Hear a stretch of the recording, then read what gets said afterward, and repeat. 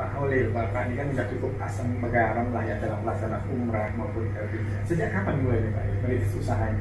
Iya. Terutama kali harapan dulu kali ya awalnya, apa yang dulu gitu? Atau begini Pak, dari dari latar belakang lah ini. historis perjalanan ini ya, kami 89 itu sudah sampai di Arab. 89. Iya, umur masih belasan tahun. Boleh dikatakan masih baru menginjak remaja. Taman SMA, SMP waktu itu. Gimana? Taman SMP atau SMA waktu itu? SMP. Oke. SMP. Kalau dulu kan sekolah tuh loncat-loncat Pak. Dari SD kelas 3 kelas 5. 9 ya. Iya. 89 sudah di sana. Sampai di sana itu pas musibah terowongan Mina.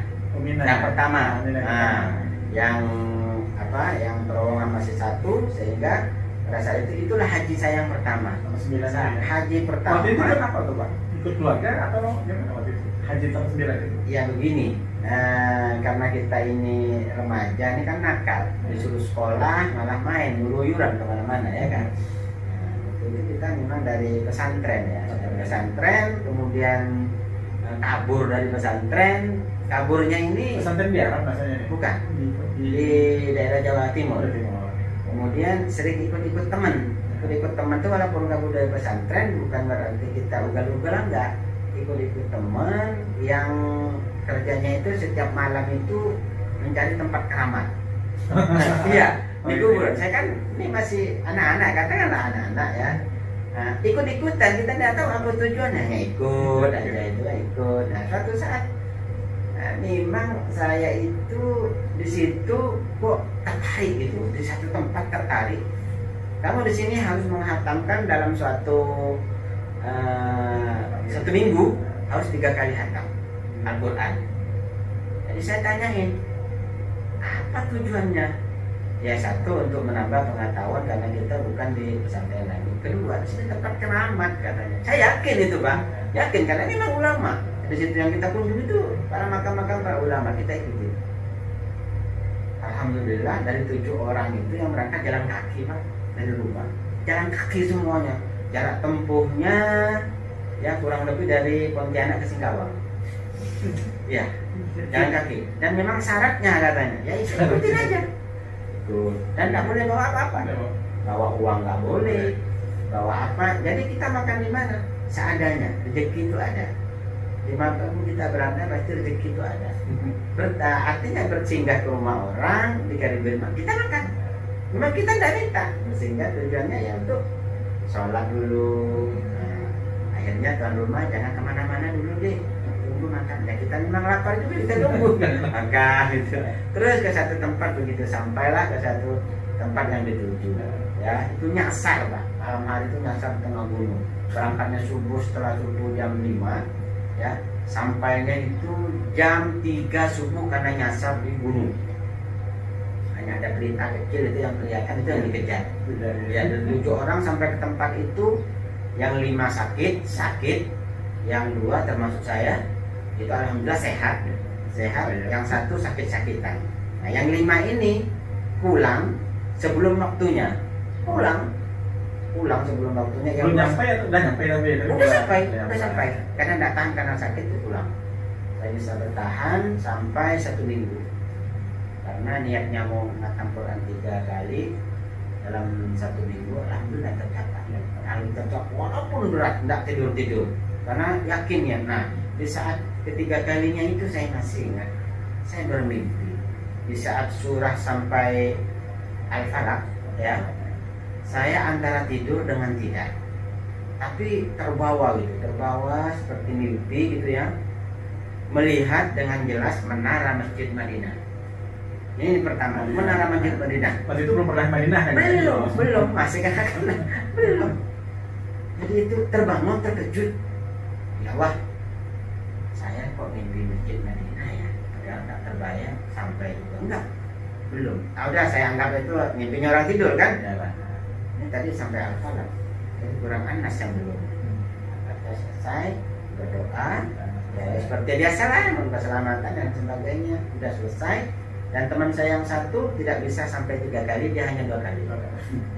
Bilang saya Bang, ya saya hanya 2 kali, tidak alhamdulillah saya sampai 3 kali. Apa yang dimakan selama 7 hari di sana? apa yang diberikan disuguhkan orang. Ada kue, ya kita makan kue.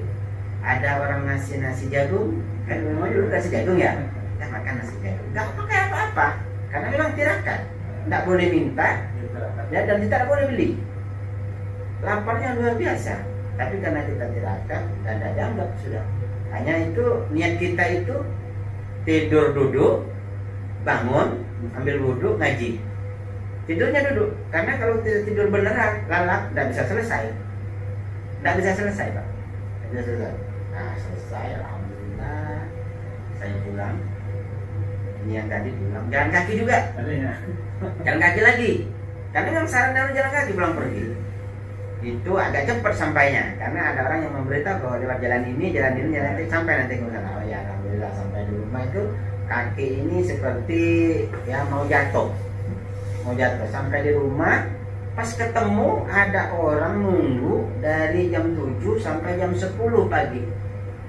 Nanti ada 4 jam dia nunggu ya, dari jam 7 sampai jam 10, 3 jam itulah. Ketemu saya. Pas saya sampai, waduh, saya sudah lama nunggu. Adik kita nih, dari mana? Cuma bertanya, kenal juga enggak? Dari mana, Pak? Saya dari daerah ini. Tujuannya apa ya ke sini? Ya, saya memang mencari seseorang. Ini ada satu visa, namanya visa Tolik, visa belajar. Visa apa? Kenalnya juga enggak, apa itu visa? Ini tujuannya ke Arab Saudi untuk belajar, karena visanya Tolik. Termaktub di situ tertulis Tolik, berarti belajar. Ya kita kan nggak ngerti kan, hanya tahu Tolik aja. Tolik, oh belajar ya. Oke, saya rundingkan dengan orang tua. Kok kenapa orang tua itu ringan? Oh, kalau ke Arab Saudi udah bawa anak saya, nggak apa-apa. Berapa bayarannya? Saya masih ingat dulu itu kurang lebih 3,5 juta. Tahunnya itu tahun 89 awal. Oh, kok Bapak kenal KBIH? Iya, saya waktu dulu haji jadi petugas, kan haji yang bimbing saya walaupun saya petugas. Saya nggak ingat. Iya ya Pak ya. Iya. Nah, kebetulan nih Bang mau haji nih, Bang Widianto. Saya bawa Pak Bambang. Begitu. Karena pengalaman saya di haji itu, ya katakanlah punya pengalaman. Saya membawa jemaah yang belum KBIH, ini belum KBIH Pak. Dari tahun 89, dari 99, 2000, 2001 mulai dipercaya membawa jemaah pertama 15 sukses, bawa lagi 45 sukses, bawa lagi 90 sukses. Alhamdulillah. Kemudian 2003 saya diminta untuk membuka bimbingan haji KBIH Al Arafah. Itu yang pertama. Yang pertama di Kalimantan Barat. Pak Sabhan sebagai penasehat, saya sebagai pembimbing. Saya mengambil lapangannya, Pak Sabhan rohaninya, dan dibantu oleh teman-teman yang lainnya. Berangkat saya dengan Pak Sabhan. Saya tunjukkan kepada jemaah yang tidak mau ikut bimbingan. Bukan berarti yang tidak ikut bimbingan tidak kita akomodir semuanya. Ya, sampai di sana kita kan punya grup tersendiri ya. Ya tentunya orang yang ikut kita ini yang kita utamakan. Baru ini selesai, baru kita bantu yang lain. Ternyata itu membawa dampak yang luar biasa. Oh, pembimbingan kita enak, tawaf kita dibimbing, semuanya kita dibimbing. Ada mutawifnya, semua mutawifnya dari Pontianak. Akhirnya terkenal lah, dikenal dari kalangan pembimbing KBIH Al Arafah. Membawa jemaah mulai dari 15, 45, 90, 130, 180, 250, 1 kloter. Nah, sampai 1 kloter. Ya, sampai kloter. Yang tidak ikut bimbingan pun sampai sana kita satukan bimbing. Tidak ada di sini KBIH. Kalau sudah sampai di Arab Saudi ini semuanya harus bisa mandiri. Tapi yang dibimbingan itu kan punya ikatan emosional ya. Kemudian kita beri jadwal dia Pak. Beri jadwal. Ini jadwal dari kelompok bimbingan.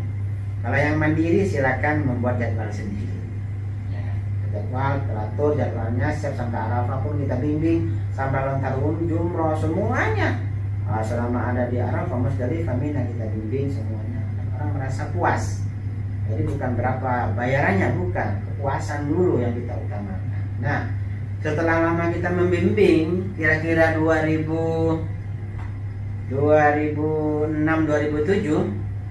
saya ini kan ada di umroh sebenarnya ya. Bimbingan saya ini karena saya dulu pernah bekerja jadi perwakilan di umroh, saya coba umroh ini mulai kita galakkan 2006. Ayo siapa mau umroh? Karena kita banyak orang tahu kita dari bimbingan, ikut Pak Olin aja ikut umroh. Itu belum resmi Pak umrohnya, masih cabang pun masih abal-abal, masih abal-abal, tidak ada sekali kertas, tidak ada, hanya nekat aja pada waktu itu, hanya bekerja sama dengan teman di Jakarta selama 3 tahun. Ya, ada persoalan, saya pindah lagi ke travel yang lain 3 tahun lagi. Nah, karena yang saya tahu itu orang memberangkatkan umroh ini, pembimbingnya, kemudian yang menyiapkan fasilitas harus jalan, ya, tidak ada yang boleh selisih. Ternyata saya di situ selisih dengan pemilik travelnya, selisih pandangan, selisih permintaan, sehingga kami tidak mau mengerjakan jemaah. Kami berniat untuk membuka travel sendiri, kita atur sendiri. Kata orang membuka travel susah dan repot dan lain sebagainya.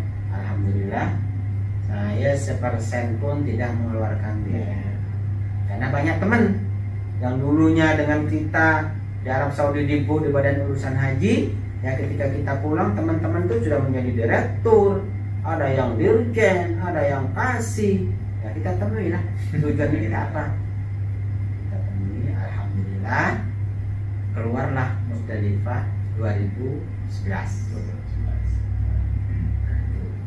Musdalifah travel, Musdalifah. Kemudian kita jalankan pelan-pelan. Saya tidak mau cepat jual, tidak mau saya. Padahal bisa, ada kesempatan pada waktu itu. Cuman saya ngeri. Ini jemaah yang dibawa ini. Ini mohon maaf bukan sapi atau kambing ini yang dibawa. Kalau sapi, kambing yang dibawa diikat aja diem kan. Tapi kalau orang banyak mesti banyak tuntutan. Karena pengalaman kami membawa di jemaah haji. Orangnya yang dibawa 200 orang, tuntutannya 200 orang juga. Tapi kalau kita tidak bisa nyetel, tidak bisa memahami apa kemauan mereka, kita tidak bisa berjalan, pasti banyak persoalan. Tapi alhamdulillah Allah memberikan ilmu kepada saya. Alhamdulillah bisa mengendalikan semua. Alhamdulillah 500, alhamdulillah bisa kita kendalikan semuanya. Diam semuanya, ikut semuanya, karena tujuannya kan ibadah. Kita di sana bukan berbisnis atau apa, tujuannya ibadah. Kalau tujuannya ibadah, ya marilah kita ikuti tuntunan ibadahnya. Ya, karena kalau kita sebagai pembimbing sampai di sana itu kita lepaskan ustadznya, kiainya, lepas identitas itu. Kita menyatu berbaur dengan jemaah itu yang saya bawa, ilmu yang saya bawa di umroh. Alhamdulillah umroh yang awalnya dijanjikan 3 tahun harus mendapatkan 150 orang. Dalam 1 tahun saya bisa 1000 lebih. Alhamdulillah melepasi di atas target kan semuanya. Sampai 3 tahun itu ya alhamdulillah luar biasa. Hubungan baik kita jaga dengan Departemen Kementerian Agama, ya baik yang di daerah ataupun yang di pusat, karena kita adalah mitra. Kita tidak boleh berseberangan, ya. Alhamdulillah sampailah umroh itu dikenal sampai pada saat ini. Alhamdulillah berjalan dengan baik, tidak ada permasalahan. Mudah-mudahan selanjutnya sampai apa tujuan kita. Walaupun sekarang banyak teman-teman membuka travel, baik itu travel yang sudah keluar izinnya ataupun yang masih cabang, saya tidak menganggap mereka itu semua pesaing kita. Rezeki ada yang ngatur, Allah yang mengatur rezeki kita. Kita ikutin aja, kita kerjakan aja sesuai dengan kemauan para jemaah, kemauannya, karena jemaah itu bagi saya adalah raja yang harus kita layani. Kalau kita memberikan tuntunan seperti itu, insya Allah jemaah itu tidak akan kemana-mana. Saya merasakan jemaah saya ini yang datang berumrah atau berhaji itu semua dari mantan-mantan. Semuanya. Kalau dia sudah haji bapaknya, nanti anaknya, nah ke Pak Olin. Saya tidak pernah cari jemaah baik itu haji reguler ataupun yang umroh. Saya tidak pernah mencari ke rumah-rumah, tidak. Ya cukuplah brosur saya itu 17.000 jemaah, mantan jemaah saya itu sudah cukup lah itu. Dan akan ada 17.000. Ada 17.000 kurang lebih. Ya. Pak Olin, Kalau kan saya lihat Pak Ulil ini kan bekerja sambil beribadah. Ya. Kalau saya boleh tahu udah berapa kali ngaji? Dari 89 absen hanya 2018, 2017, 18. Absen 2 tahun karena saya capek dan memberikan kesempatan kepada regenerasi. Berarti kalau 90 10 tahun, 20 berarti Ya hitung aja lah. Bisa Bukan masalah berkali-kalinya, tidak Pak. Tidak ya. Tetapi bagaimana kita mengamalkan haji, sekalipun kalau diamalkan ya alhamdulillah ya. Nah, karena kita sampai sekian puluh kali haji itu hanya kesempatan diberikan oleh Allah kepada saya. Kadang saya juga malu berangkat haji itu, karena tetangga saya tidak pernah berangkat haji, malah itu aja kata tetangga kan. Padahal tujuan kita sampai sana ini kan membimbing. Tujuannya kalau bagi saya bukan untuk berhaji Pak, membimbing jemaah sambil berhaji, ada kesempatan membawa jemaah. Kalau tujuan wajibnya kan haji itu hanya sekali ya. Tetapi yang saya mau katakan, walaupun kewajiban haji, kita kangennya luar biasa, inginnya setiap tahun Pak. Kalau ada musim haji seperti ini hari sekarang ini ada hari tarwiyah, besok ada hari Arafah, menangis Pak. Malam-malam itu, waduh ya Allah, tahun ini saya tidak berangkat ya. Padahal 2019 ini saya harus berangkat. Menangis kadang-kadang, hati yang tidak terima ini. Padahal doa saya dulu begini di Multazam ini. Berarti ada doa saya yang tertahan ini. Gitu aja. Oke, Pak Ulil, terima kasih banyak. Baik, Pak. Panjang sekali ceritanya, sangat inspiratif sekali. Mudah-mudahan pelaksanaan ibadah haji, pelaksanaan umrah nanti setelah masa pandemi ini bisa terlaksana dengan seperti itu. Amin, amin, amin. Terima kasih Pak Ulil. Mudah-mudahan kita bisa ketemu lagi di dalam perbincangan yang lain. Amin. Terima kasih. Terima kasih banyak. Terima kasih Pak. Ya.